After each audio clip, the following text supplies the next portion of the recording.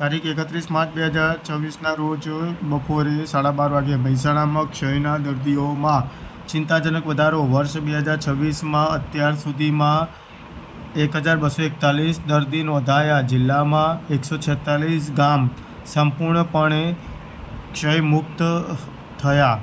મહેસાણા જિલ્લામાં છેલ્લા કેટલાક સમયથી ક્ષયરોગના દર્દીઓમાં પ્રમાણમાં ચિંતાજનક વધારો જોવા મળી રહ્યો છે. સરકારી આંકડાઓ મુજબ વર્ષ 2025માં જિલ્લામાં 1355 ક્ષયના દર્દીઓ નોંધાયા હતા, જેની સામે 2026માં પ્રારંભના ગાળામાં જ અત્યાર સુધીમાં 1241 જેટલા દર્દીઓ નોંધાયા છે.